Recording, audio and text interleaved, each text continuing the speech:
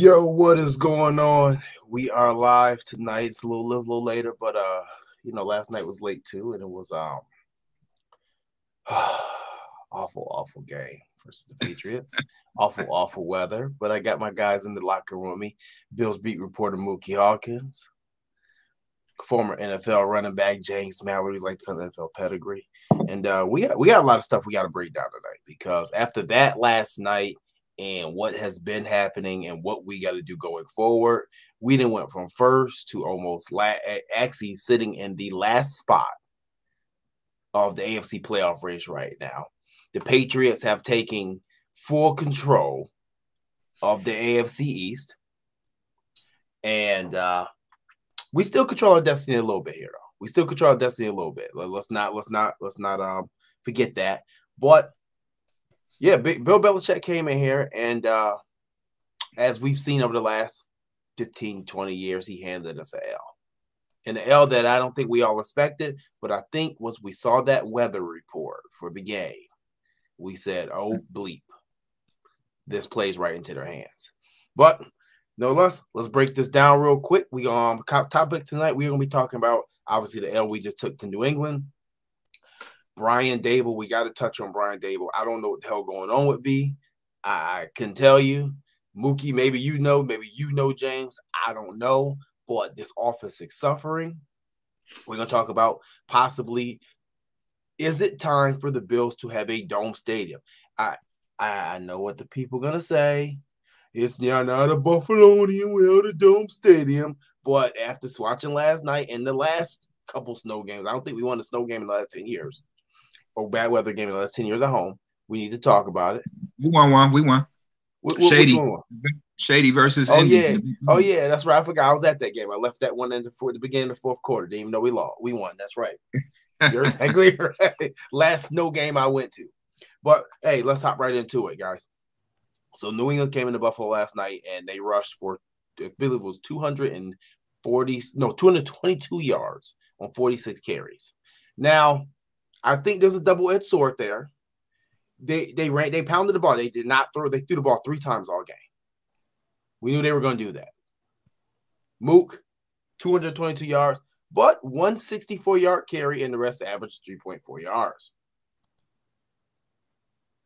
I get that. I get that. But once again, New England is going to do what they do best, and then they're going to take away what the other team do best. And that's why Belichick is the greatest coach of all time. He put that on display clearly Monday night when he said, who gives a rat's ass about throwing the football with my rookie quarterback? We're going to punch the Bills in the mouth 46 straight times, see how they like it, see if they could withstand that. And, I mean, the Bills did withstand it, for the most part, but your all-pro linebacker, Tremaine Edmonds, what are you doing? Why are you running out of the middle? You should be preparing to, gap integrity, cut back lanes. You know what I mean? You're too much of a seasoned veteran at this point to be making rookie mistakes. You know what I'm saying? So it's that part right there is just blowing assignments. That can't happen out of your all-pro linebacker because now it gives, the team the lead, and then they went for 2 to make it so bad. They even went for 2 on y'all and converted. Okay? To me, that was the only blemish on the defensive side. I know it looked bad because they just got running the ball. And, I said earlier in the week, how are y'all going to be able to stop this sweep? Because they do it play side, they do it backside. Coach Frazier, he was aware of it, but it seemed like, that drive, that last scoring drive that New England had, they marched what? They marched from their 25 all the way to, inside our red, kicked the field goal, but they're running the football, man. You waited too late to make that adjustment, just sending Matt Milano down that A-gap. You should have been doing that the entire game because, once again, I'm going to go back to Tremaine Edmonds. He is running into the blockers instead of trying to run where the ball carrier is. So I specifically watched Tremaine Edmonds yesterday, and I don't know where the hell Tremaine Edmonds was going out there on the football field, and that can't happen. Teams, this is a copycat league. And look, we play Tampa Bay with Fournette, Ronald Jones. They're going to run the football. Then you got Brady, who's definitely going to pass that thing. All right, I had to ask Coach Frazier that today. Like, what are y'all going to do when, okay, you're not going to really get a fair evaluation of your DBs this game because Mac Jones didn't throw the ball. But next game, you're going to get a clear evaluation on what that back end is going to, what they're going to be able to do against a passing attack in the Tampa Bay Buccaneers. To me, I was disgusted, and I'm quite sure a lot of Bills fans was disgusted the way that this offense is just performing. It's bad. I don't know what's going on, why they don't want to give Stephon Diggs the ball. They played zero coverage the last possession, the last two plays. We don't go to Diggs or we don't go to Beasley. And we want to say we was winning double post and we try to go to Gabe Davis. Why are we going to Gabe Davis, our fourth receiver on the board? Beasley clearly crossed the guy's face. It was a bad pass to the point where Josh just threw the ball thinking that I don't know what Josh was thinking right there. I mean, he didn't see the defender standing right there. Beasley beat his man so bad that dude made a fake play because he was really out of position. He wasn't really where he was supposed to be. And that just lets you know how wide open Beasley was. Beasley could have walked in the end zone if he just would have threw the ball to Beasley. So why are we making Josh making these bonehead ass decisions lately? We're paying him $258 million, and all the thing he can do is throw the ball to Dawson Knox. And Bills fans cool with that? Coach, are you cool with that? I had to ask him that 2 weeks ago. Like, are you cool with Stephon Diggs not touching the ball and Dawson Knox getting it? There's no creative play design on offense or defense. That's why the Bills are not scoring points when they play top teams in the league. Yeah, it looks good against New Orleans. It looks good against the Jets. It looks good against depleted teams. It sure the hell didn't look good against the worst team in the NFL in Jacksonville. So it's the offense is the issue. Defense is okay, but the offense is issue. The offense is not scoring points against the top teams in the league other than Tennessee. It's just bad. It's just bad play calling, man, for offense.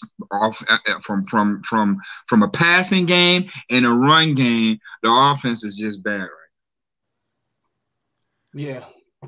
Yeah. I mean, Muki, I agree with a lot with what you said.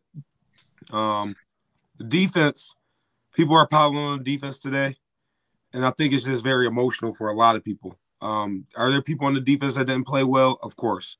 But the defense did more than enough to win the football game. Let's just be honest here. With the way the defense played, we still have multiple opportunities to win the football game. To me, what really crushed us was that Matt Breida fumble. That fumble, that hurt bad. The missed field goal. I mean, you the elements. But that fumble, man, especially as a running back, people try to say, well, Josh Allen got to put it in the breadbasket. I'm a running back. The ball touches you there. That's on you. Your job is ball security. You take care of that football. That ball is not supposed to touch the ground in that situation. I don't care what you're reading. I don't care if you're looking for your keys. Your job is to secure that football as the running back. Josh Allen put it there. Your job is to secure it. I got a problem with that with Matt Breida. Then he botched that kick return, ended up going in the end zone too. I got a problem with him with ball security right now. Major problem with it. People will fall in love with his speed. That means nothing if you can't take care of the football. I got a problem with that. Then offensively, to be honest with you, Zach Moss just isn't a good football player right now. He's just not running the football that well. He's not a good football player right now. Devin Singletary is the clear best running back on this football team, and honestly, they need to feed him more. Stephon Diggs not touching the ball, that's just preposterous. I don't understand why you don't give him a reverse, something to get him more involved. I don't get it. He's a top 5 receiver in the NFL. He got to touch the ball. I understand Dawson Knox is a pretty good tight end, but he shouldn't be getting more targets than to start the game off than Stephon Diggs. That's a problem offensively. And just to be honest with you guys, I think we can still make a good run. I'm not panicking. Stuff like this happens. Tampa Bay was 7-5 at this point last year. I mean, you go through growing pains in the season, but there's things that have to be fixed. Don't get me wrong. And one thing people are not talking about is the offensive line played pretty damn well yesterday. They didn't play that bad. People love to jump on that offensive line. a couple of those pressures was on Josh Allen. It wasn't on the offensive line. People want to beat up on that line and talk crap about that line. That line didn't play that bad yesterday. The offensive line played good enough for this football team to win. The skill players got to step up, point blank, period. And that's just what it is. And then, honestly, my opinion, Brian Daboll is he's ran his course in Buffalo. I think it's time for Ken Dorsey to be the OC next year. He's a brilliant mind. He's thought highly of. And don't forget, he was interviewed for the offensive coordinator job before Brian Daboll got the job. Then he went to Carolina. He just didn't get the job here. But everybody speaks highly of him in the NFL. I think it's time to for Ken Dorsey. But defensively, Mookie, you said it. Our defensive backs will be tested next week. You know, they don't have Antonio Brown playing, thank goodness. But Mike Evans. That's his old teammate. My bad, Mike Evans. You know, Gronk and all of them. They're going to give us some issues there. But you know, I feel confident in our defense, but the offense got to step it up. It's too inconsistent right now, and we got to step it up. Period. I mean, I think the onus here falls on the same thing we've touched on all year. It starts with the lack of balance within this offense. I think we were talking about a couple weeks ago, and I said there's going to come a point in time, and there's going to come a game where the weather is going to be a factor, and you're going to be forced to run the ball because you're not going to be able to pass it. And we still found a way to pass the damn ball 30 times when the opposite team passed it 3 times in 40 mile per hour winds because Brian Daboll is a one-trick pony. He relies solely on Josh Allen and Josh Allen's talents alone to get him by as an offensive coordinator. And I think that's very apparent now because when Josh took off, Daboll took off. Daboll has never taken off before Josh Allen. There was no pre-good Daboll before Josh Allen. There was Daboll who was fired after one season at every stop. And I think that's even becoming more and more apparent. He doesn't know how to use a running game. He doesn't know how to get a running game started. He has shown that in the last 3 years. He does not trust Devin Singletary. I'm with you, James. I think we have zeroed out what the problem with Devin Singletary is and what's the issue with his lack of playing time. And it has to be Brian Daboll. And we can go back to figure it out when he chose to play 35 or 36-year-old, however old Frank Gore was, over Devin Singletary for the first 8 to 9 games of his rookie year. We're not going anywhere until we find balance. Now, mind you, our remaining schedule is a cupcake schedule outside of this Tampa game, and they probably will run the table or maybe lose one more game. They will make it as the final seed or the second to last seed, possibly, maybe even a little higher. And if the Patriots falter, which I'm not going to see that, I don't see that happening on a Bill Belichick coach team to falter that much, they may even win the AFC East still. I doubt it, but you never know. But we may be one and done in the playoffs because I guess I don't understand this point when it comes to our lack of running.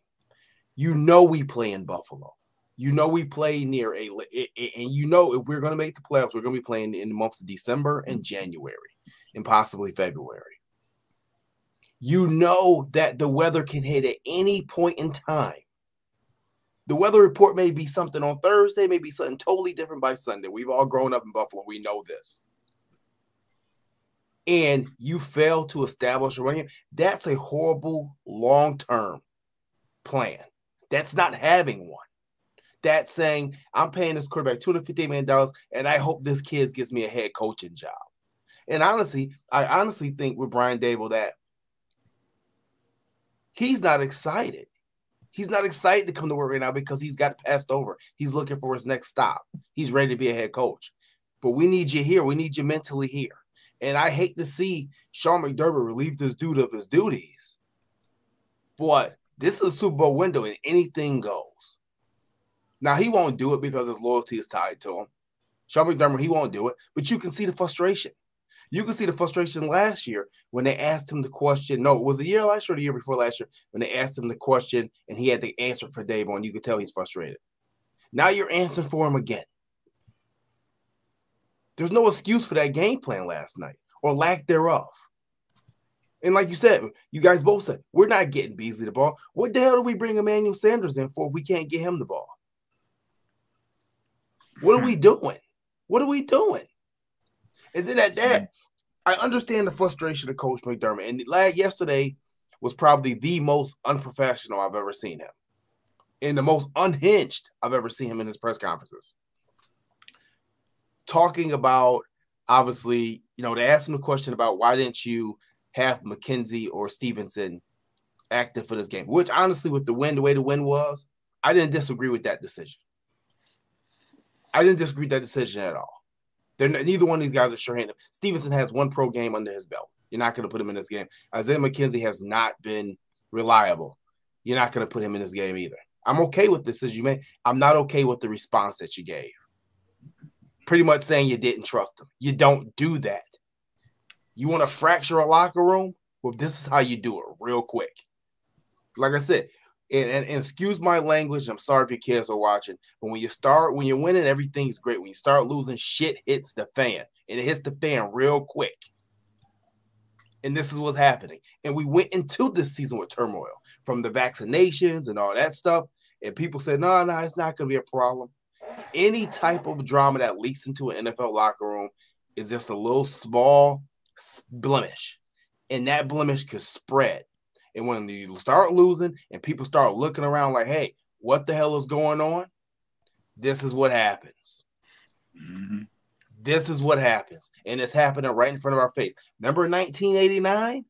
I know you're the Bills, the bickering Bills. Well, here we are. 2021 going to 2022. We are getting back to a similar course of this day and age of the bickering Bills. These guys ain't getting along. They're not playing for each other necessarily. On the offensive side of the ball, they're not playing for each other, I should say that. And they're looking around. Who's going to make the play? Well, hell, somebody got to do it. Who's going to make the play? The coach is not dialing up for the right guys to make the plays. Like that's a starting point, yeah. They play zero. Yo, how disrespectful is it for them to play zero coverage when the game is on the line and we not going to our star players? When you look at it, in the clutch, Aaron Rodgers is always going to find Devontae Adams. In the clutch, Kyler Murray found excuse me. You can see I'm clearly frustrated, man, because this is bad coaching. It's bad coaching. Kyler Murray found DeAndre Hopkins against 3 of our guys for the Hail Mary, and he threw the ball. Why are we not throwing it to our guys? Who are we throwing the ball to? Why we have these guys on our roster if we not getting them the football? I don't understand this. This is torture for a fan right now. How we have all these hot boys and we're just using them as decoys for who? For who? Well, JT, you said something. That's probably a blessing for the Bills. You said something that we may be second last seed in the playoffs if we don't win the division, right? How about no playoffs? Let's be realistic, because if they lose to Tampa Bay, they're like 9. They're not going to get in. Then we play New England again at home. They probably won't. I keep playing, man. They might not make the playoffs, man. And then what? And they're not right now. Right now, to me personally, the Bills ain't making the playoffs. I'm gonna tell you that right now. Bills ain't making the playoffs, and it hurts me to say that. By the way that they playing, and we keep going through the motions, they're not making the playoffs. We're gonna lose to Carolina as well if we keep playing like that. Yikes! All right, yeah, yikes. If you keep sleeping, Carolina still has one of the top defenses in the NFL. That they do. We get caught lacking again. Keep acting like, okay, we're gonna knock them off. We're gonna miraculously pull the game out. That's not gonna happen, because teams don't respect our run game. And then on third down, only thing they're going to do is get in the cover 2 shell. And then basically game is over. We don't know how to be cover 2 shell. We don't throw the ball to Stephon Diggs in cover 2 shell. Game over. We don't even throw the ball to Stephon Diggs in clutch with 0 coverage, obviously. So the Bills right now ain't making the playoffs. Let's be realistic right now. The way that they playing, they ain't making the playoffs, bro. They're not getting better. They're on a decline. Right. Yeah. They're on a decline right now. And they're in denial right now. I mean, I got the pressers. I asked them, I asked them today. Put them things up. But right now, Bills ain't making the playoffs. I'm telling you that right now. And if they so miraculously all of a sudden just play Tampa Bay like they supposed to play, well, then where this team been for the past 4 weeks? You know what I mean? Like, it's too much inconsistent. It's too much up and down stuff, man. Like, Breida has been our brightest spot on the offense these past couple of games. Okay, he fumbled the ball. So you mean to tell me Breida wasn't in the game plans Monday night? And y'all just, okay, he fumbled the ball, so that just dead everything? That just made us so conservative? I mean, Zach Moss was one-on-one with Hightower winning that battle. We couldn't put Breida out there just to catch a swing pass? Okay, I understand he fumbled the ball. But Josh Allen fumbled the ball all the time. You don't take him out. He fumbled 2 times last night. Right. Y'all don't take him out. Y'all keep talking about, he could need some plays that he wish he can get back. I'm tired of that shit. You know what I mean? I'm sorry my language, but I'm tired of that. I'm tired of talking about he got some plays that he wish he can have back. Yeah, well, you had him back this week, and what you do with it? The same thing. Nothing. But Mookie, what you describing right now is just it's honestly, you know football, man. Dable has ran his course in Buffalo.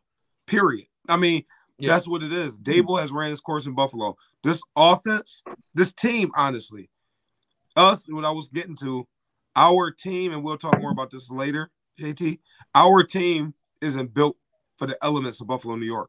This team is built for good weather / inside conditions. The team isn't a down and dirty type of team. They're not built for that. They're not built that way.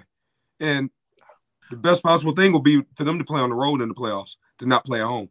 Because I don't know what happened. You know what the problem is here in January. You know what the problem is, James. You know what the problem is. And I guess somebody just put that post up about Stephon Diggs dropping the ball in the wind. But guess what? That's the first time Stephon Diggs probably dropped the ball in 100-something targets. We can't ridicule that man on that. Okay, we can make an excuse for him and say to win. Steph Diggs supposed to catch that ball, but he didn't. That don't mean not go to him again. Dawson Knox dropped a few passes out there yesterday. A few. Clearly. Yeah. Clearly dropped a few. You know what I mean? So miss me with all of that one right there. And on top of that, it's bad, bro. It's just super bad. It's just bad. I mean, it's bad. It's just bad. No, you're right. I mean, that's the only way to explain it is how bad it is right now. Like, it's bad, man. It's bad. It's bad. There's no confidence going into these games. And for a team that was supposed to be a Super Bowl contender, right? I mean, it was supposed to be the Bills and the Chiefs and everybody else. The Chiefs are starting to look like they getting back to that point. They playing their best ball right now. Sean McDermott always says, you don't want to peak too early, right? Well, they're peaking. They're peaking right at the right time. And like you said, we are on a downward spiral. And you can tell by these pressers, just the fact that, and mind you, I don't have a problem with my guy and Jerome Poinwell got that pressure. I get frustration. It happens. But you can tell in these pressures that defense is starting to look at that offense and say, yo, what is y'all doing? We held Jacksonville to 9 points, and we took a L. We just held New England to 14 points. Like Poyer said, man, y'all can say what y'all want to say. We let a touchdown and 2 field goals, but we lost. He not saying the offense, but we know what he's saying. Y'all was 1 for 4 in the red zone. We always like that. We've been like this since week 1. In the red zone. Right. Yeah, since Pittsburgh week 1. And don't let me get started on the situational play calling. Did you notice when New England had 3rd and distance, 3rd and 8, 3rd and 7, if you're on the opposite side of the field, your opponent's side of the field, they'll cut the distance in half to make the play calling easier, right? Not us. We're going to come and sling that thing in this 40-mile-per-win, and we're going to try to pick up this first down. Then we're going to sling it again. We're not going to cut the distance in half and try to make it easy on ourselves. No, let's not also talk about the penalties. A lot of Bills fans want to say, the refs are not on our side. You know why they're not on our side? Because we are one of the most undisciplined teams in the NFL right now. And when you're known for being undisciplined, then guess what? They're going to look to throw more flags on you because traditionally you're undisciplined. It's a lot going on right now. A lot that they got to fix. And honestly, when McDermott says, I don't think it's fixable, you damn right. You're probably right, Sean. It's probably if it ain't fixable. If it's not fixable, you got to get rid of the problem. Right. Or you the problem. And you know what? And it's the problem too, James. You know, and Jim. We got too many damn nice guys on the team. We ain't got no bad boys on the team. Oh, no. I was going to get to that. We got no bad boys on the team. We need some players that probably been arrested or stuff, man. We ain't got nobody that's really got no edge. You know what I mean? You know what we needed yesterday? A Brandon Spikes. Yeah. That's what we needed. Yeah. A dog. A Brandon Spikes. A dude that's going to come downhill and say, what's up? I like Jermaine Edmonds, but he's not – that's not his game. He's more of a finesse middle linebacker. He's not a Brandon Spikes, one of those type of dogs. They're going to have to sign that in the offseason. A guy that's going to come off the edge. He's outside backer. Like, not a Bud Dupree, but in that mold, if you get what I'm saying. Somebody that's versatile and just a dog. Tremaine Edmonds is a Sam. Yeah. He's not a Mike. They knew he's that. He's a Sam. He should be coming off the edge. Mm-hmm. I told Coach Frazier today, I said, Coach, you know, one thing that y'all, you know, wanted to address in the draft is getting guys that can get after the quarterback. Guess what? You're ranked 25th in the NFL in sacks. You're not getting to the quarterback. Now, you know, you play a team, you know, Tom Brady, he's mobile. He's not mobile. He's going to be standing there like a statue. What are your plans to get into the quarterback? You're not getting to the quarterback. And this week, Tampa's going to throw the football. So you don't get to that quarterback, yeah, it's going to be a bad problem going on. And I'm telling you, I'm going to be there for this party, and I'm going to ask all the questions right then and there. Josh, Coach, all of that, you know what I mean? But more so Josh, because they're not asking Josh the questions they need to be asking Josh. You know what I mean? I don't get, you know, I need to start going to practice on Wednesday so I can ask Josh these damn questions. I asked Dable, and then I'm gonna get what I'm gonna get, but it's no reason for us to be passing the ball 30 times, and Stephon Diggs only has 4 catches. I understand he has 7 targets or whatever, but we don't have no bad boys on this team, and I don't know what the problem is. Go get Le'Veon Bell. If you don't like Breida for fumbling the damn football, release him. Go get Le'Veon Bell. So your offensive scheme could work, because that's the guy that could run your zone run scheme. And he's a big back that poses a threat out there.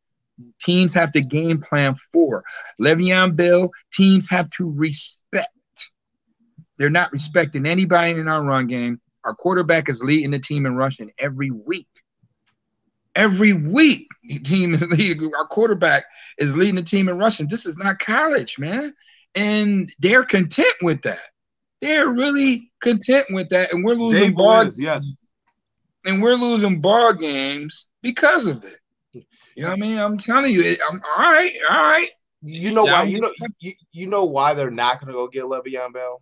The reason they're not going to get Le'Veon Bell is the same reason that we've lost certain players since Bean and McDermott have been here, that we didn't develop certain players to Bean and McDermott have gotten here, and that we've kept certain players in the lineup longer than they should have since Bean and McDermott got here, is because their ego and their pride, and you can go back on record, I've said this a couple of years ago, and I'll say it again, gets in the way of their decision-making. They want to tell you in preseason that this will work, and in week 8, they want to show you that this will work. In week 12, they want to continue to show this will work. In week 17, they want to show you this will work. When you get to the playoffs, they're going to still show you that this will work. And they got to the end of the day, it didn't work. In the offseason, they're going to say, well, you know, we would have liked to do things better. It's not working right now. They got one more week. I'm telling you now, they got one more week. It's time to shit to get off the pot. And if they have a piss poor performance in Tampa, I can't hold my tongue no more, man. I can't. I mean, something got to give. We need bad boy. You know, one of the reasons why they don't get Le'Veon Bell, because they don't want to seem like they made bad decisions on the draft picks they made. And, you know, a lot of guys, a lot of GMs, a lot of coaches hang their hats on the guys that they draft. And, you know, they got to try to make that thing work to, you know, solidify why they drafted the guy. If they bring another guy in, per se, then it means that basically, you know, they wasted draft picks. And they don't want to do that. They got too much pride to do that. So they rather be the dead horse. You got 2 running backs that's running 4.6, 4.7. They ain't got no speed to break away with nobody. Then the fastest running back we do have on the team has a fumbling problem. So we're just going to live and die with that for the rest of the season and pray and hope that something happens. Something? I don't know what's going to happen. Like, how did that get better? It hasn't got better. And by the looks of it, it's not going to get better. So we're going to keep beating this dead horse. And when it don't work, we still going to just keep pressing the damn issue and getting our ass kicked. And then eventually somebody's going to get fired. You know what I mean? Instead of just addressing the issue right now, making a quick fix and, you know, saying, hey, we made a mistake. We thought that we had this going on. We don't. We had to, you know, make quick fixes. Good teams do that. Good teams do that. We can't be in our own way. And right now, the Buffalo Bills are in their own freaking way. It don't make sense. And it's a disservice to Bills Mafia right now because they deserve better. Now, Bills Mafia deserve way more better than what's being out there right now from the offense. I'm putting this all on the offense. Defense has proved that they are one of the best defenses in the NFL. The offense don't join the party when it's time to come to the party. They join the kiddie parties, or when they play the Jets, the teams that they're supposed to beat up on, they do that. But when it comes to a team that they ain't going for that, they don't win. They don't have a quality win. You can't even count Kansas City as a quality win. All right? They don't have a quality win. They're not a quality contender, and they're not going to make the playoffs if they keep playing this way. Not going to make the playoffs. Yeah. Let's be realistic with this game, man. They got to play better, period. Especially, I'm putting it on the offense. You got to play better, period. I mean, it's no other way to say it, man. I mean, I think that I got a message last night, and they were asking me, my man Ray Cruz, so watching the show now, he's asking me, what do you think the issue is with Josh? He doesn't look the same. I said, I think he's, and I think he's present. We're not empty. We're not empty though. If you keep game, when the last time the Bills went empty? I don't know. I know we went empty. Man. I think with Josh right now, I think he's present. I think that, I mean, and we've gotten to know him pretty well. We got to know what type of person he is. He know he has this contract that he's pushing his hardest to live up to this deal. But then he also have, in my opinion right now, and I'm sorry to say this, an inept offensive coordinator who's putting him in a horrible position. Yeah. With the lack of a running game on top of it. And the offensive coordinator is looking to this. How old is Josh? 24? 25. 25. You have an offensive coordinator looking to this 25-year-old kid, and he's still a kid, saying, hey, save me. I need you to save me. Are you out your mind? Can I raise my hand? Can I raise my hand? I don't mean to interject. I'm just venting right now. But can I ask everybody this question? Where in the hell were the plays from last week? Where was those damn plays? We never run what works. They run different shit. Excuse me, I'm cussing. I don't care. They run different shit every week. They don't run what works. Like, come on, man. It's like a box of chocolates with this offense. You don't know what to expect. Like, where is the screens to Breida or Singletary or whoever? If y'all mad at Breida fumbling, do the same damn plays with Singletary that worked last week. Why are we not doing things that work? What is the Bills' bread and butter offensive play that they know they can call and it works? New England mastered the damn sweep. They run it. You can't stop it. Why we can't do the same exact thing offensively? We don't have a signature play that's going to get us a first down every time we run this play. No, I've been coaching forever. James, you've been coaching forever. Come on, man. Come on, man. Yeah, we don't have a bread and butter play at all. We don't have that play like, okay, this is what we're gonna do. We don't have that. You 100% right, Muki. No, and we don't. And that's the problem. Our bread and butter play last year was the QB sweep. We didn't really have one last year either when you really think about it. And that's on an offensive coordinator. And this is why I said a couple weeks ago, this relationship between Dable and Allen, as much as they love each other, as much as they care for each other, and they do. And I implore, I applaud the job Dable has done in Buffalo. He's got himself better as a coordinator since coming here. He's formed a great relationship with our young franchise quarterback. But now it's time for that relationship to be over. Well, hey, he loved Ken Dorsey too. They have a great relationship too. Right. You know what? So let me ask this question. If Dable gets passed over for a head coaching job, what happens next? They fire him. I don't think I can't see Dable back here next year. I just don't see it. He got passed over last year. He got passed over the last 2 years. He got passed, right? I mean, only thing I can say to this, Coach Dable, he lost both of his parents back to back. Right. All right. I feel that. I really do. I feel that. It kind of happened to me the same way. I can relate to his personal situation involving that. And, you know, that could weigh on you, losing the people that raised you back to back like that. I get that. But you have a job to do. You still have a job to do. Not getting the job done right now. You know, you was the hottest coordinator this last year. Now, we don't know where that guy is. We don't know where that guy is. There's no creativity in the offense, and it's showing on a week-to-week basis. You know, and we got to get some guys that's rough around the edges a little bit, man. We ain't got them dogs like that. With that dog mentality, we ain't got them dogs like that. We ain't got dudes that's rough around the edges, man. We don't have those dogs. We don't have those bullies out there. We're getting pushed around out there, and it's they're not gonna make the playoffs, man. Listen, they said that they didn't always need the choir boys, right? So I've been saying for years that part of building a Super Bowl contender, or a dynasty, or whatever you call it, is you have to take risk and chances on talented players who have red flags. Stephon Diggs didn't have a lot of red flags coming from Minnesota, and that's their poster boy for them taking a chance with somebody, right? That's who the Bills highlight as their player of taking a chance on.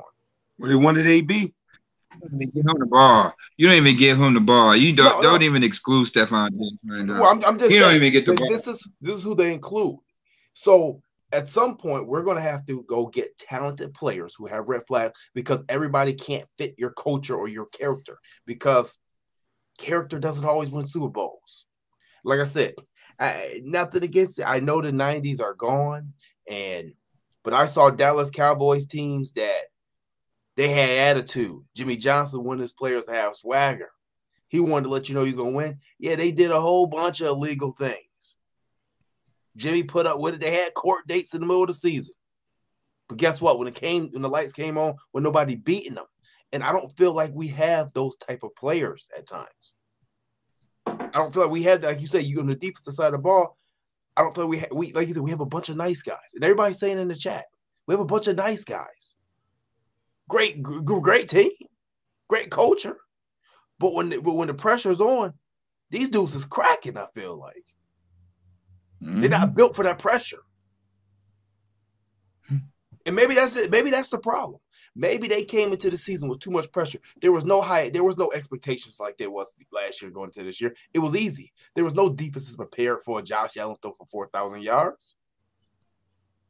It was easy. But now it's real. You on the radar. Legitimately on the radar now. And, man, this don't look too good. So, I don't know. We're going to see, man. Playoffs. They won't make the playoffs. They won't make the playoffs. Once you lose to a team like Jacksonville, everybody in the league can beat you. That's how they feel. Mm-hmm. You lost to Jacksonville. Hell, shit, we could beat them. And, we're going to check their temperature and see. And guess what? It's just like how Jacksonville say. They played out there like they ain't got no heart. How the shittiest team in the league saying y'all don't have no heart? I have a problem with that. And the Bills just feel like you said, Jay, they just too nice. Yeah, we nice. This is football. You got to have a mean streak about you to play this game. All right, this is a violent sport. You got to have a mean streak about you. And the Bills don't have that. They don't have a mean streak about them. Nobody strikes fear on the Bills team. Nobody. Who on our team right now poses fear in another NFL team off our team? I give you all the money I got, my whatever right now, my bank, the crib, I got a few holes dug in the ground. You know what I mean? I give you all of that right now. If you can tell me one player on the Bills roster that teams just fear. It's only Stephon Diggs. It's only Stephon Diggs. No, they don't fear Stephon Diggs. They're gonna play a cover 2 shell. And we're not going to throw Stephon Diggs the ball. We're in our own way. Remember, we're still in our own way. You don't fear Stephon Diggs. They play 0 coverage, bro, the last possession. They ain't fearing him. We just ain't throwing the ball. We're in our own way. If I feared him like that in the clutch, look, they was inside the 10, bro. Inside the 20. 0 coverage. 0. Me and Dable talked about this. I'm going to put that pressure up, man. 0 coverage. He corrected me in everything. 0 coverage. So ain't nobody fearing Stephon Diggs because they know that he's not going to get the football. It's bad. Shit is bad, bro. This shit is bad. They can say what they want. They get paid all the millions of dollars. I've been coaching 75% of my life. Probably 80. That's bad coaching, bro. And I feel for McDermott because he's a first-time head coach, and he really don't want to step on boys' toes. You know what I'm saying? He's his first time ever being a head coach. All right? Let's keep that in mind. All right. And he's letting these guys rock, and this is what's happening. Now, he can express his disappointment, how we did yesterday, but today is a new day. You know what I mean? We got to stop trying to say, okay, yeah, I got to do better. I got to do better. How about your players got to do better? You can't go out there and play for them because nobody strikes fear. When Bruce Smith was out there on the field, bro, come on, man. I ain't even got to say nothing else. Just the name alone strikes fear.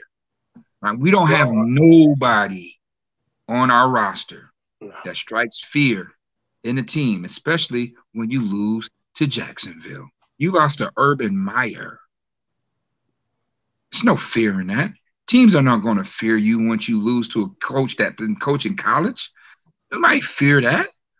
You know what I mean? Like the Bills got to get they too soft, they too nice, and they in their own way right now. And I repeat, we are not going to make the playoffs. They keep playing like this. They're going to keep making excuses on, oh, yeah, I got to do better. It starts with me. I wish I had that back. Oh, it's a few plays I wish I had back. That shit sounded like a cliche. I'm getting tired of it. I don't know Bills fans is getting tired of that. It's time to shit or get off the pot. You playing a defending Super Bowl champion in a backyard. Y'all better play like y'all trying to knock their heads off. And if you don't, you're going to get your heads knocked off. And once they lose, they're going to struggle to win games. If they lose against Tampa Bay, they're not going to beat New England the next game. They're going to struggle against Carolina. They might beat Atlanta and the Jets, and they won't make the playoffs. I think they'll show up in Tampa. So they got to step it up. You got it, JT. All right. So, I guess that's the topic for that. If you guys looking for bad takes today, I don't have no energy for bad takes. I'm the bad take. Let me be the bad take today, bro. Put me out there. Give me that drum roll. Give me that drum roll. Yeah, I ain't no bad. We not doing bad takes tonight, man. We just talking straight shots tonight. It's Monday night football, man. Why we got rising to the occasion on Monday night, man? You know what I mean? Where's the aggression? Where's the aggressive play calling out on both sides? You know what I mean? This is Monday night. This is where you make your mark. This is where you make your mark as a team in this league on Monday night. You know what I mean? Rise to the occasion. Accept the challenge. You know what I mean? Come on, man. Like, that was just bad football, man. It was bad. Bill Belichick to run 46 times and then play zero coverage at the end, like just give you the game, and you don't take it. We throwing to Gabe Davis.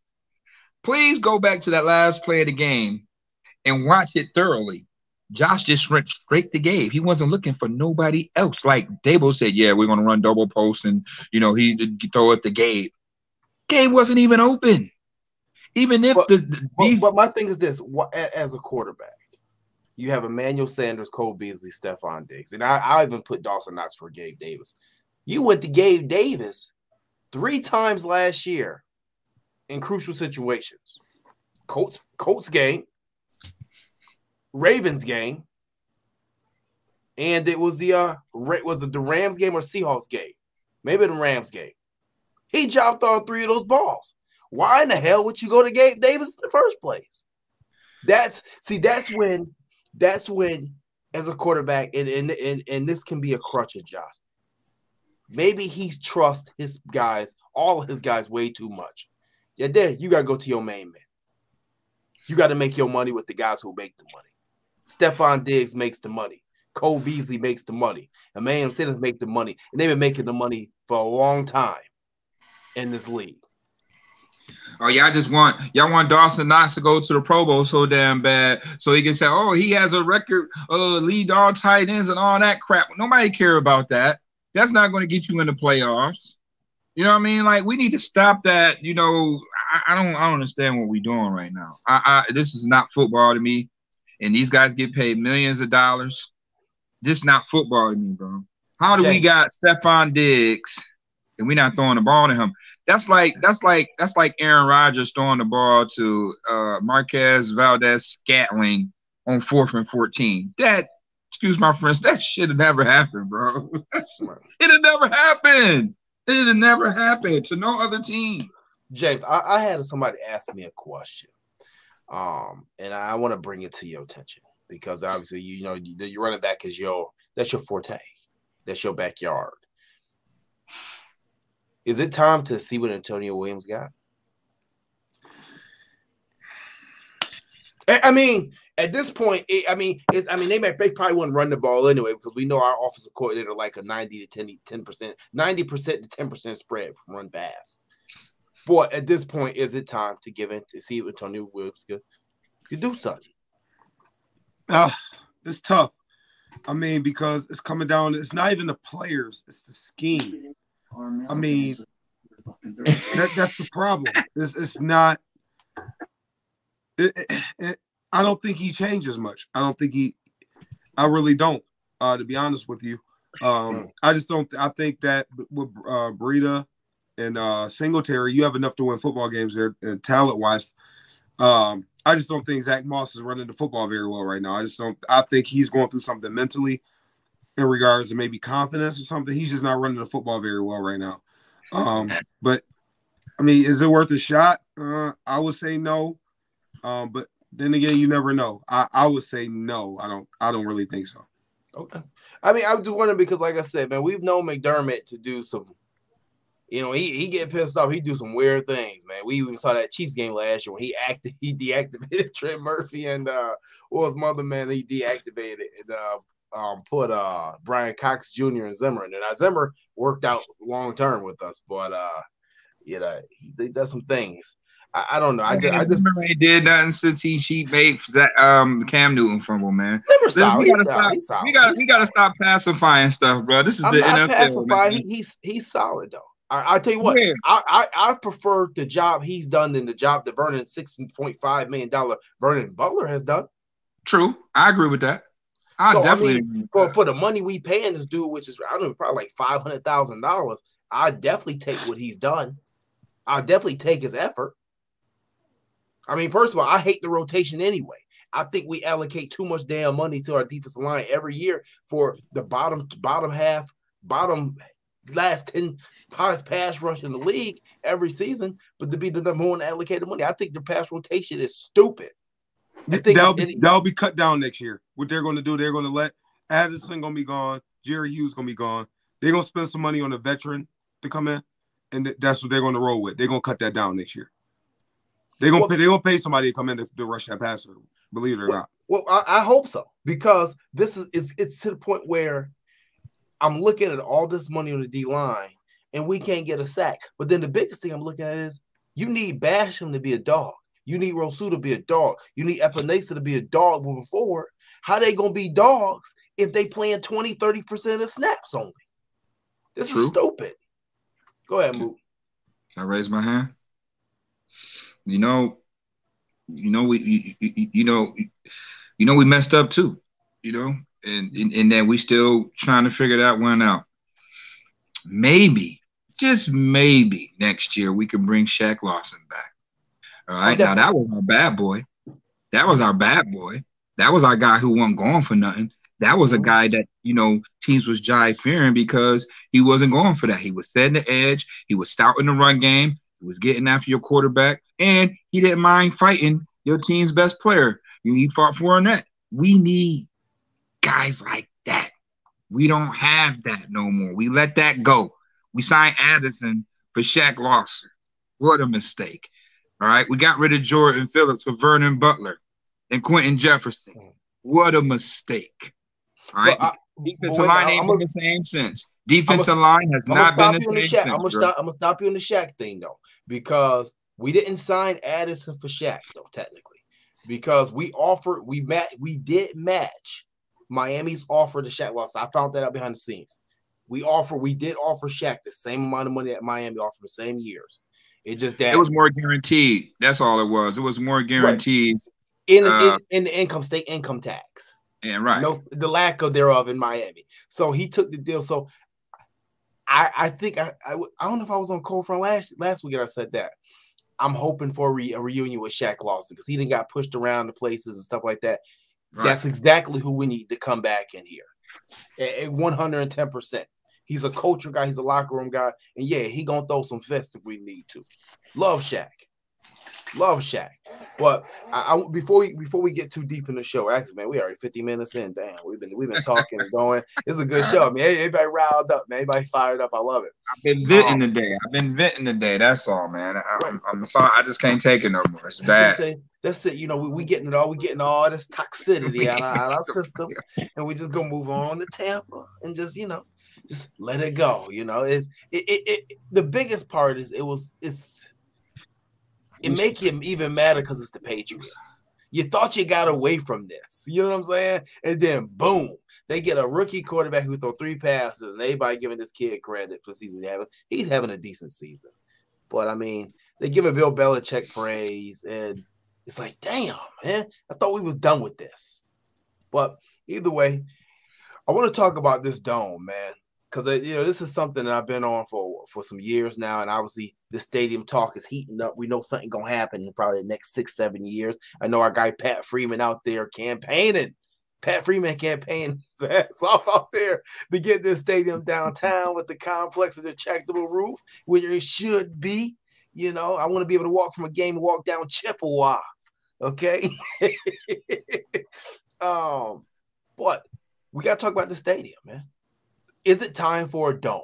And I know it's not the most popular take for Buffalonians and Bills fans because somehow, some way, they believe that the elements, which elements is a part of Buffalo, but reality is this team ain't won in the elements in a long time.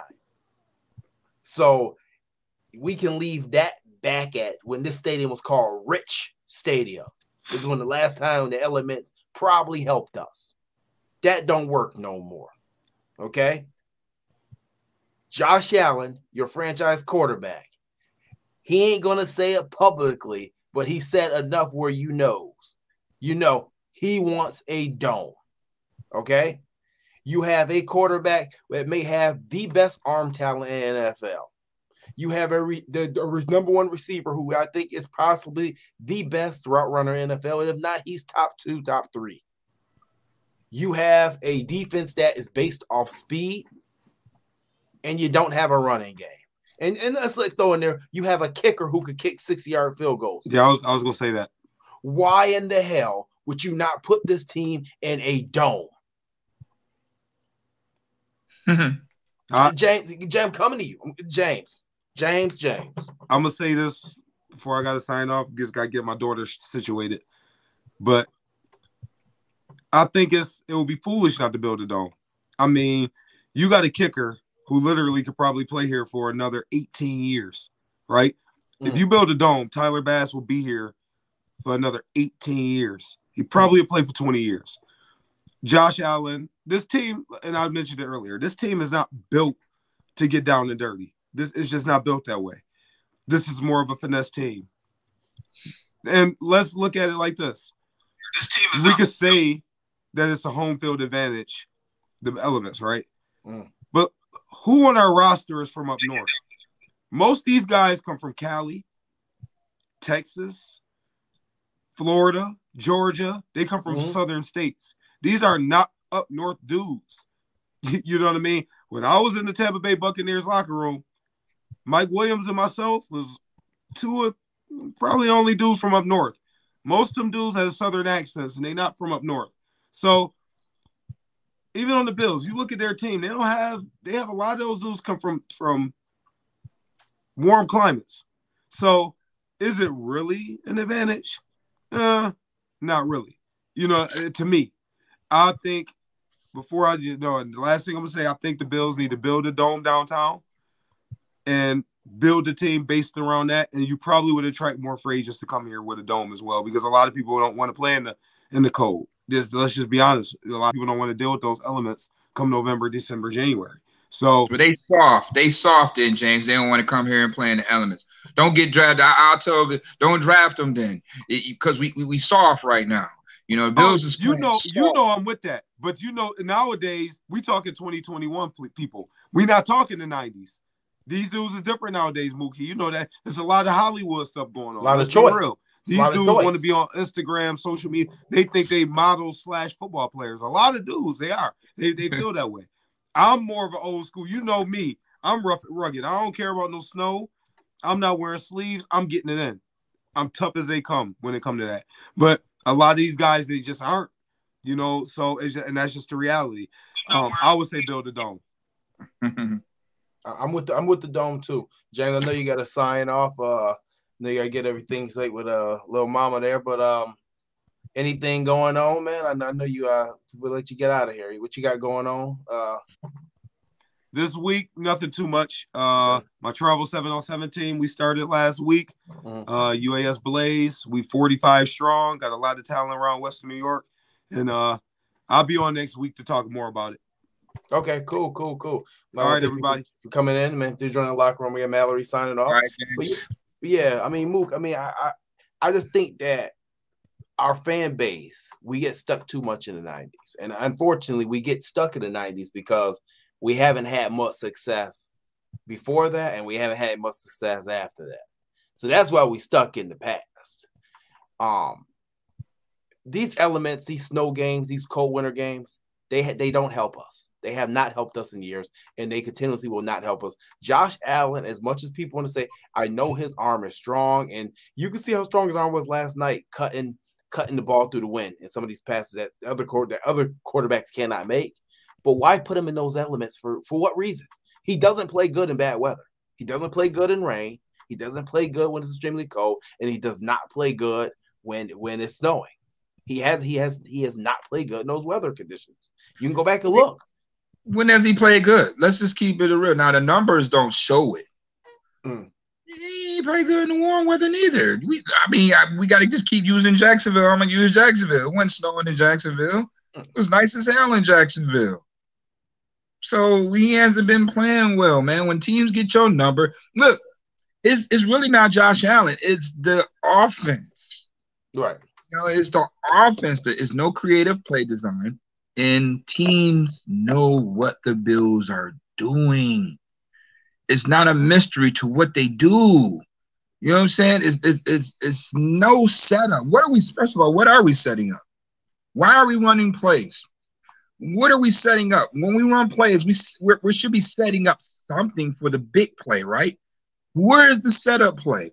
Where is our bread and butter? All right, that's all I'm saying. We just call plays to call plays. And it's not happening. Time is running out. Teams get booked on you. And when teams get booked on you, how are you able to do what you do best when teams know what you're doing?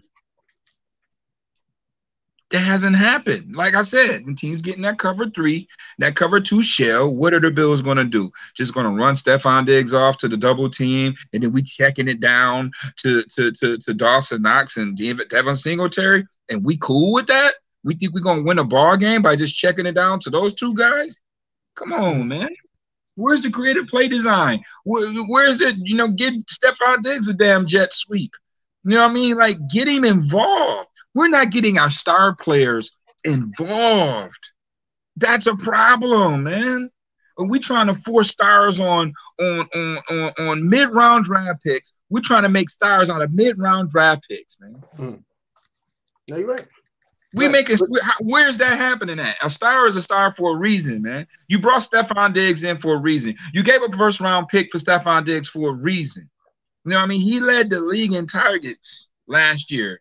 I'm just over it. I'm over it. I want to see better. I want to see better offense. The fans deserve better. The players deserve better, man. Yep. There's no creative play design whatsoever with the weapons that we have. You know what I'm saying? And other teams is out here is doing more with less. And we can't do nothing at all with the weapons that we have. We can't find a way to put it together. Why? It's a coach's problem. It's not a player problem. It's a coaching problem, man. I mean, the defense is top around here. What about the offense? No, you're right. But see, this is why when we go back and you talk about using weapons and having weapons around Josh, this is why when we went back to the offseason and we were talking about who you draft, and everybody said the rule of thumb is that you don't draft the running back in the first round.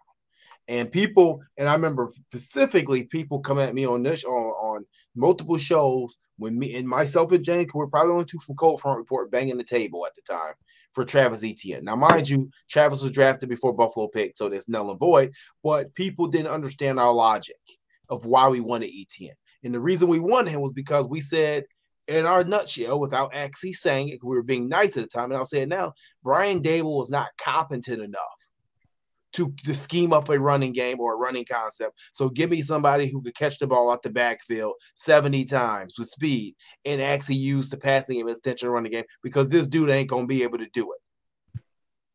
And he hasn't been able to.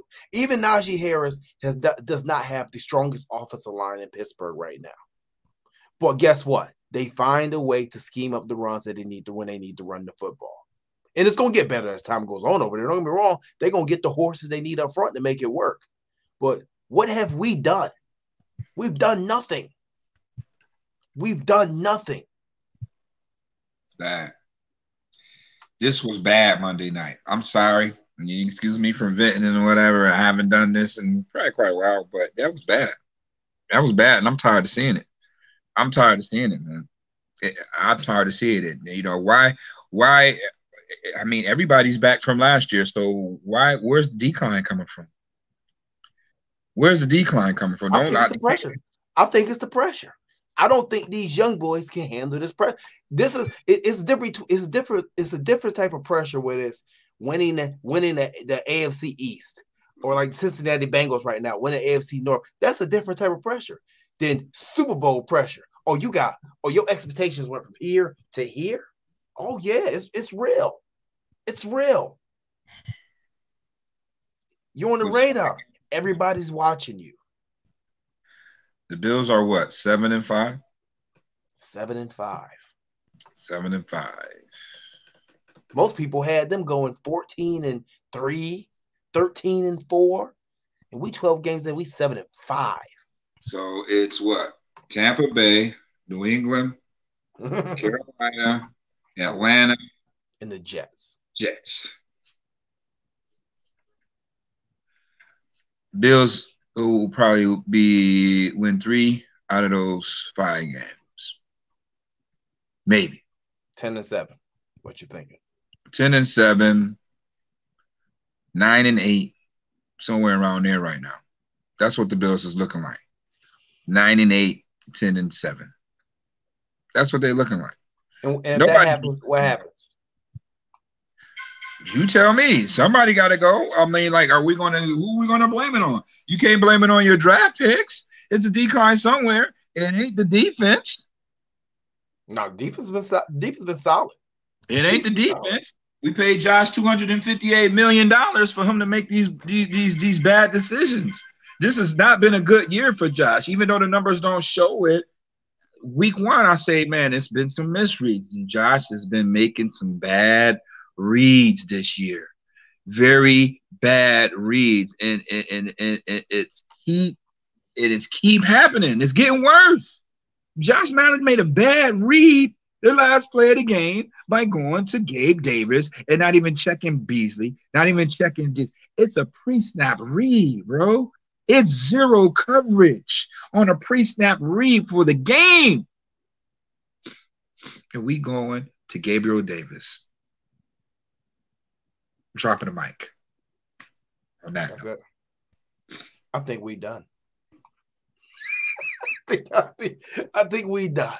You know, I think that's enough, man. Everybody got their money though, Jay. Peak game. Everybody got their money. Feliciano got his money. Darrell Williams got his money. Bing. Deion Dawkins got his money. Mitch Morris, Ben got his money. Josh Allen got his money. Got his money. Poyer White, money. Yeah, everybody got their money. So it's what are we playing for? They can say, yeah, we playing for whatever. But it seemed like they ain't playing for a Super Bowl to me. Nah. You know, they was more hungry when they was trying to get that check. Now everybody got their bread. It's on cruise control. You know what I'm saying? They lost their hunger. I know Coach McDermott's talk about being hungry and humble. You know what I mean? But they ain't been hungry in quite a while, bro. It's time to get rid of that humble BS. Yeah. All that humbleness. Humble went out the window when you lost to Jacksonville. That's more humbling in itself. Right. It's time to listen, man. Go ahead and start punching people in the mouth. Forget all the humble. Take a couple 15-yard penalties. Let people know you in the building. Take a couple crackback blocks. Let people know you there. The Mr. Nice Guy, we got to throw out the window, man. Get rid of this Disney ass model, because that's what it is. This ain't nothing but a Dale Carnegie class Disney model. Get rid of it. Like I said, you know, I hope they do, because Sean McDermott, that was the most fired up I ever seen him on the sideline that game. But his team wasn't with him. They wasn't fired up like he was. So do what you got to do. Make it right. Get this thing right. Get it right. They got one more week. I'm telling you, it's gonna be bad if they don't play with urgency this Sunday in Tampa Bay.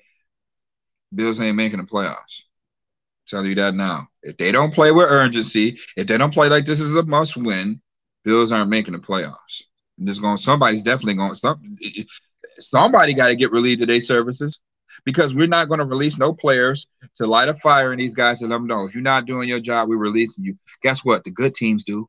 You can't do what we're doing right now. If we was in Dallas, Jerry Jones would have been got rid of somebody. You got to go. You know what I mean? New England would have been got rid of somebody, because they know the expectation, and we're not living up to that expectation. Somebody has to be the sacrificial lamb here. And I don't know if they're just scared to do it because, oh, it's my friend. I don't want to do this to my friend, whatever. This is a business at the end of the day. Business. The job is not getting done. Mm-hmm. And we just content with that. We okay. Oh, it starts with me, and I got to do a better job. And if you're not doing a better job, then somebody got to go. If somebody not doing their job, why we continue to pay these guys $7, $6, $8, $10 million and to do a job that they're not doing, they're not being paid to do? Like, what are we doing? Stop with that BS answer. We know it's not you. We know it's not you because we know we had here before you got here, Sean. Stop protecting these dudes.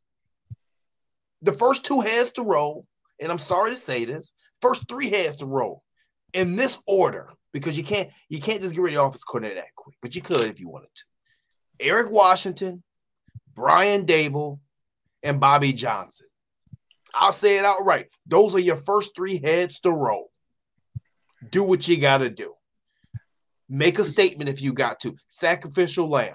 I'm sorry. It is what it is. Somebody got to go. Offense. Defense is still 1, 2 in the league. It's the offense, man. But not the defensive line. Right. Without a defensive line, that's not getting to the quarterback. So you got to figure out what you're doing on the edge. You got too much money invested, and you can't get rid of them because their contracts allot them to play this year. Next year is a different ball game. You know what I mean? But now you're stuck with them just like how you were stuck with Trent Murphy the year before. You know what I mean? With this big old contract and can't move him, can't trade him because nobody wants a mediocre player for $8 million. You know what I'm saying? You knew something was wrong this offseason when I just knew Vernon Butler was cut. Right. I just knew he was cut. Right. You cut Quentin Jefferson quick, but you kept Vernon Butler. That's another issue. You know why? Familiarity. He's from Carolina. He's from familiarity.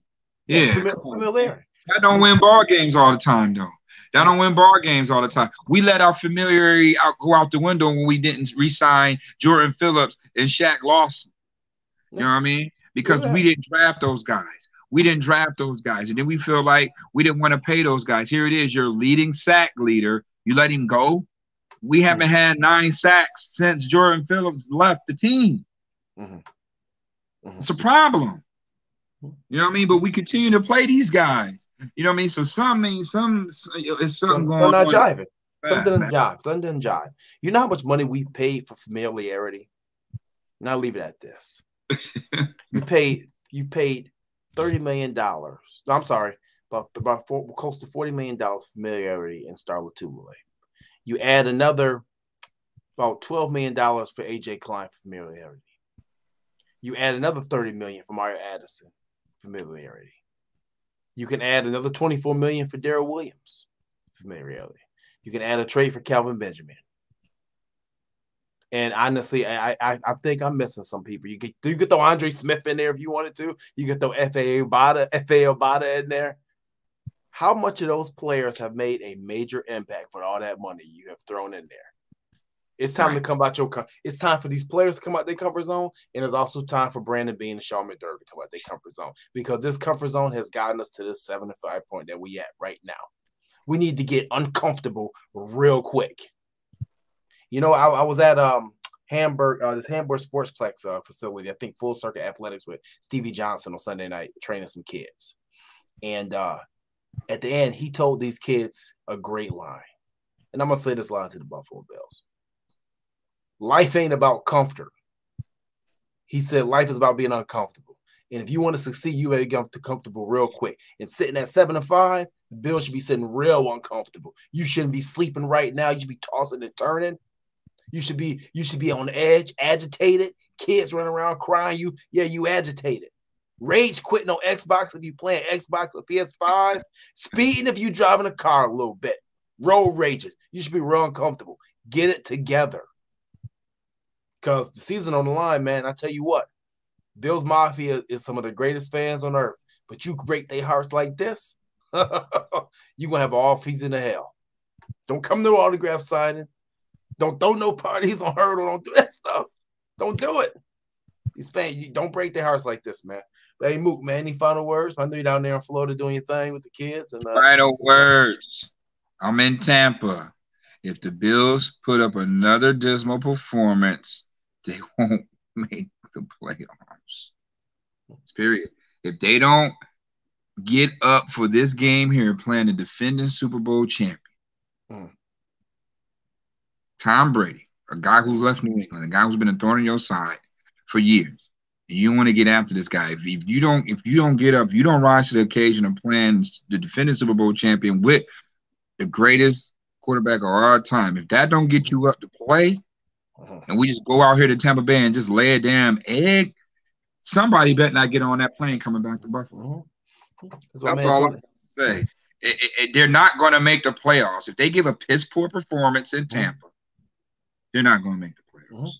And it says, and as my man Tony Lingard, he put in the chat right here that when Poyer and Howard asked if they were embarrassed after the game yesterday, they should have said we were embarrassed for allowing 14 points and losing. Yeah, what that means is, and excuse my language, I don't usually curse, but this has been that type of show.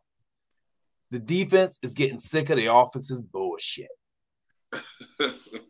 Get it together. Pretty much, man. We can only do things against lower tier bums. We can call them bums. We can't even do that. We lost against Jacksonville. Bottom feeders. I just don't have no understanding of that. I really don't have that. That just changed the game when they quoted Jacksonville players like, these dudes ain't even got no heart. Look at them. And when you got the shittiest team out here saying that, man, the players talk. The players talk. They're saying the Bills soft. They say they're mentally soft. They're soft. We're playing soft. And I know that ain't Coach McDermott, though. I know that ain't Coach. Coach McDermott was a wrestler. There's nothing soft about Coach McDermott. And that's why I'm feeling this way, because he deserves way more better than that. Right. Than that. You know what I mean? It's not happening, and they got to light a fire in it somehow, some way. You know what I mean? And if they don't, again, it's going to be very disappointing to see that here it is. The Buffalo Bills was a game away from going to the Super Bowl last year to not even making the playoffs this year. Jacksonville Jaguars. I ain't talking about the Jacksonville we just lost to. I'm talking about the Jacksonville that we traded Marcel Darius to, because that's what it's looking like right now. It can go down. It can go south real quick, man. Yeah. South real quick. But like I said, I want to give a shout out to that defense though, man, because you know what? As soft as it's mentally weak, we saying that defense is built on Sean McDermott's image and Leslie Frazier, and they still playing. And their offense is built an offensive coordinator, an inept offensive coordinator, in my opinion, at this point, image, and that's the way they look. But that's on Sean McDermott, because he should have made that change 2 years ago if he needed to.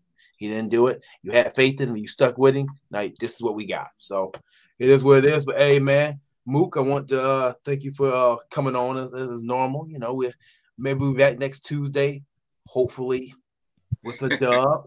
Enjoy your time down there in Florida. Enjoy your time down there at Tampa next week. Hopefully, we're not this angry next week. Yeah, hopefully not this angry. Hey, Bills fans, I'm sorry for the hour long of bad takes on my behalf, right? Well, I just want to keep it a buck, man. That's it. I mean, that's what we do this show for. This show right here is not for well, you know, I think the Bills did I think they did good. That's not what we're not here for that. Listen to them guys for that. I had to vent. I'm sorry. It's okay. This is what we do. We gonna woo-saw together. We gonna vent together. We gonna eat together. If they win, we gonna cheer. If they lose, we gonna cry together. That's what we gonna do. We the mafia, right? We together. So, but man, I want to thank every viewers. I mean, we still got a lot of viewers tuning in an hour and 18 minutes in. So I know a lot of y'all feel the same we do. Thank you for yeah, my man Cody Will says it's called Bill's Therapy. Bill's Therapy. This is Bill's Therapy right here. This is my Bill's Therapy. I'm about to work on my third Corona right now. This is my therapy. That's right. That's right. But no, man, I want to thank all the viewers for tuning in. If you are watching the show, make sure you like, subscribe on Facebook and YouTube, and share it out. And like I said, hopefully we come back next week with a W, and just come back next week something better than what we left with yesterday. That's all. Get a quality win. If we're a quality team, get a quality win. That's all. Quality win. Quality win. That's the word we're going to use. All right, man. Catch you guys later. Thank you for tuning in and for the support. And like I say, it's holiday season. Make sure y'all stay safe out there during your travels. I know a lot of people traveling out getting Christmas shopping and things done out the way like that. So please stay safe and do what you can do. And yeah, man. Catch y'all next week. Thank you for tuning in. Signing off. I am your host, JTM. Peace.